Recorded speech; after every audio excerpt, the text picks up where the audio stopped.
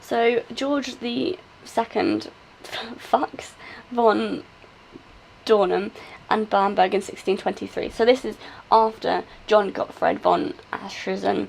He came to power in 1609. He was the Prince Bishop of Bamberg, and he ended in 1623. And his successor was George II Fuchs von Dornum and Bamberg in 1623.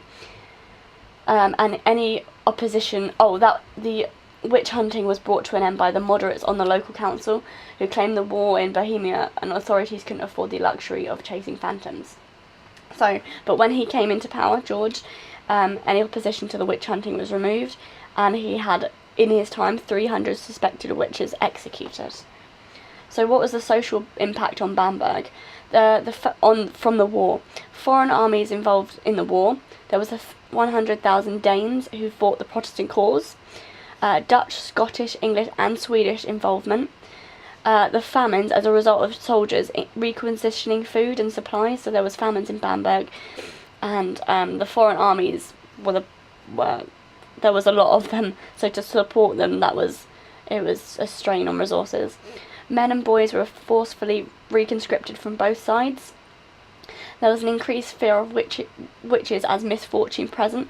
Also, not just misfortune present, but how Johann Gottfried von Eschenbach said there was a lot of just magic going on, so that people were curious. And then Catholics became more fanatical. People who were deviated from the orthodox Catholic practices were labelled as heretics and on suspicion of the devil. So who were the social targets? These were women who deviated sexual behaviour from the Catholic Church. So this stemmed originally from the Protestants' belief that priests shouldn't necessarily live in celibacy. So while it's women, even I know that they're still going away from the Catholic Church, but the fact that Protestants sort of hindered this belief, that priests shouldn't necessarily be in celibacy, it did accelerate that curiosity. So, for an example, was Margaret Gusbasherin. She prostituted herself from poverty, and this is seen as the diabolical pact with the devil. So she tried to save herself from poverty, but this was seen as a diabolical pact, not only relating to the devil but also to Protestant causes. People of both genders who political views deviated from the Catholic authorities. People with an existing reputation for healing, fortune-telling and sorcery became the scapegoats, highlighted with von Eschenbach with magic. Members of the upper class, under Prince Bishop von Dornheim, allowed for confiscation of witches' property and was exploited, resulting in upper classes being disproportionately targeted. So the economy was really detrimental in this area because there was multiple witch trials between 1623 and 32, which was, remember, under the reign of George, so that's important, and the Confession of Melanchthon in 1626 had a mission of freezing Bamberg's crops. All of these trials referenced, or a lot of them referenced, the poor weather and harvests. Trial of Sieber in 1629 accused of suggesting frost to ruin the harvest. Witch trials peaked in 1629 with 192 accusations and executions. And the same year, in 1629, frost destroyed wine crop. Combined with the debt of 30 Years' War, which increased to 800,000 florins by its end, authorities had to levy the high taxes during the war in interest of Prince Bishop to carry out the witch hunts, and many suspects were accused or tortured. However, some petitions from subjects were also to the overlords, who were a regular feature. So while there was accusations, there was also letters and petitions from the subjects to the overlords just asking them to get rid of witches. So there was a high demand for getting rid of witches.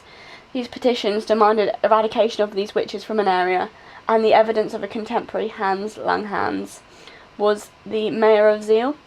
He was later executed for witchcraft himself. And evidence from him indicates the petition produced after the frost of 1629 1626 triggered some trials. There's a quote here that says, "Petition along the common rabble, while witches destroy even the crops." So it's the mayor, even the mayor says, "While witches destroy even the crops." Inflation and an economic crisis. The supply of money was limited. Silver from America had been in abundance till 1610, when the imports started to decline. Gold florin was a reserve currency, reducing gold content from 79% to 77% in 1626. There was also inflation due to the limited goods and obviously limited currency. Citizens of Bamberg had little understanding of the economics or lacked data. But they went to what the framework they did know, which was witchcraft and sorcery. So this led to financial conflict with the neighbours. Junice, who was the daughter of the mayor of Bamberg, said that her reasons were of inflation due to coin clipping in her memoirs, and also in her confession she said that she was forced to turn to the devil after poverty. So coin clipping is one of the ways they combated this. Social groups, so women made up 72.7% of the accused in 1623, but then that rose to 81.1% of the accused. Oh, it's the wrong way around. So it actually declined in 1623 of accused. The election of George II, the Fox of Dorman, supported the trials. Prince Bishop in the 23 allowed them. At the epicenter of the hunt was a town called Zeil, which was under the authority of Bamberg, had 59 charged in 1626. Few victims actually met the criteria, old and poor. There was not many old and poor people in Bamberg. In Zeil, for example, there was only 7 old women who were sent to execution, and the majority of trialed women were of marriageable age. Of the average age was 33. So it's a lot lower than the stereotypical old woman, as the average woman was 33. And the accused men were middle-aged, but there was one unrecorded name of a 9-year-old, and his story actually also related to acts of maleficium without torture. And it's important that you note that high-status groups were extensively targeted, most notably John Junice, who was another mayor of Bamberg, and 10 other members of the council of mayor's office were executed, and Hans Longhans was another mayor who was executed. High property confiscations. George Edgar, a son of a Catholic reformer, was executed, but it's hard to comprehend why he was accused because he was a son of the Catholic reformer, and he said he was confused in his defence. However, it's obvious to know that he had a lot of money, he was wealthy, so that was going to be shared out. But also, there was also widespread belief in public officials who failed to persecute the witches themselves. So anyone who would have stood up for him, even if he was a Catholic reformer, there was a belief that echoed that they were going to be witches themselves if they failed to persecute other people. This belief was echoed in an anonymous pamphlet in 1629, which was a dialogue found of 2 labourers, which says, "Many folk say the bishop just doesn't have the heart to fight with the councillors." So this high status was extensively targeted. So why did the Counter-Reformation lead to these number of witch hunts in Germany to increase? 30 Years' War was due to religious divisions and ambitions of the Habsburg monarchy. Defenestration, which was the throwing out of the window of the messenger, was carried out on representatives of the emperor, which stands for defiance. Protestants of Bohemia were raising armies. This is a quote from H.R. Trevor Roper, who argues the crescendo of executions of witches were at the climax of the 30 Years' War, as they pair.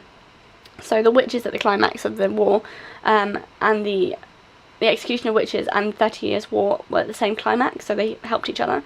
However, Bengt Angelou in 2002 argues that it is tempting to conclude Europe's witchcraft craze as it was a social consequence of religious conflict, but the outbreak of warfare, whether or not religiously motivated, temporarily ended the trials whenever it occurred.